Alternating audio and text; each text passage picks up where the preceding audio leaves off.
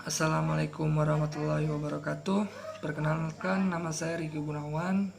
Saya berasal dari Prodi Budidaya Perairan, NIM 180254243. Baiklah, di sini saya akan menjelaskan tentang diameter telur, di mana ini adalah tugas keempat pada mata kuliah Biologi Perikanan.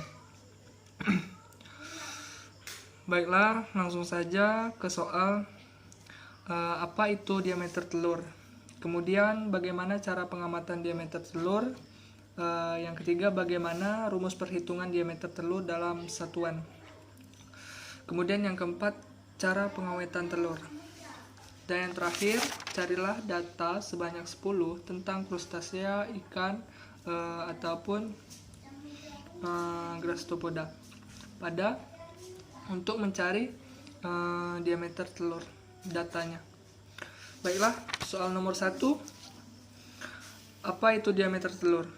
Jadi diameter telur ini adalah ukuran telur sebelum dan sesudah matang gonat, di mana dilihat atau diukur melalui tingkatan TKG. Jika mencapai TKG tertentu, ukuran telur tersebut sudah seharusnya matang gonat. Pada ikan kerapu lumpur, contohnya, panjang minimum betina yang matang adalah 45-50 cm. Kemudian, sebagian besar itu adalah 50-75 cm. Dan transisi gonatnya terjadi pada panjang total 66 sampai 72 cm. Dan testis mulai matang pada panjang total antara 10 berat total antara 10 sampai 11 kg menurut Boyne dan Xiao 1983.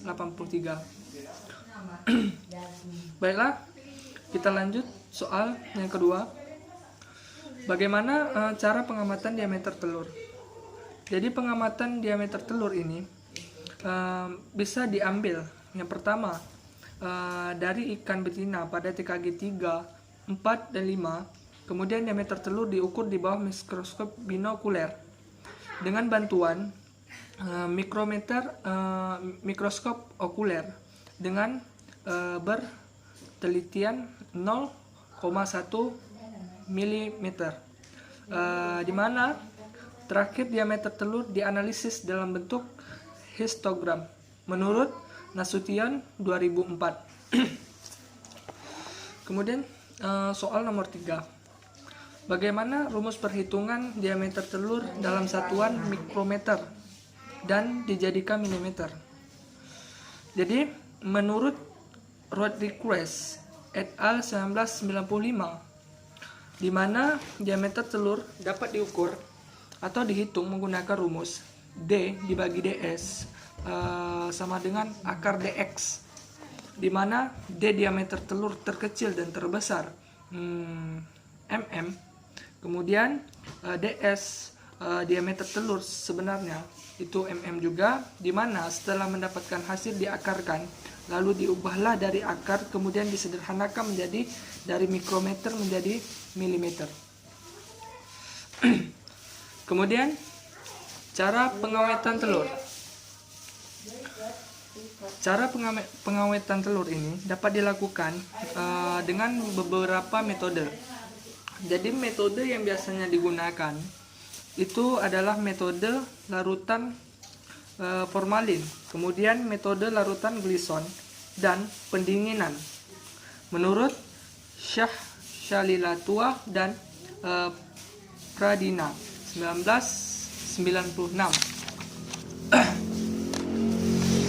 Baiklah, kemudian lanjutan nomor 4, di mana spesimen yang telah diawetkan menggunakan metode larutan formalin dan glison ini dapat digantikan dengan bahan pengganti seperti alkohol, di mana bertujuan untuk mengawetkan telur lebih lama dalam penelitian. Itu menurut Effendi 1979. Kemudian jawaban nomor 5. Baiklah, saya akan lanjut ke jawaban nomor 5. Baiklah, saya akan menjawab soal nomor 5, di mana ini adalah contoh berat gonad atau berat telur. Datanya sebanyak 8 data, karena yang 2 lagi saya tidak temukan. Contohnya itu seperti 0,51 gram, kemudian 0,32, kemudian 0,89, 1,35, 0,56, 0,86, 0,91, 1,08, di mana dibagi dengan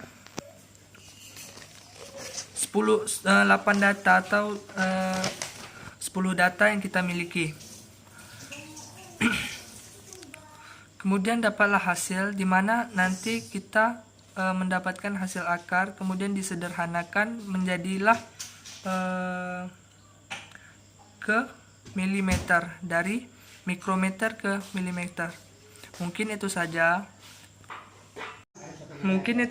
yang dapat saya jelaskan tentang diameter telur, dan penjelasannya terlebih terkurang saya mohon maaf.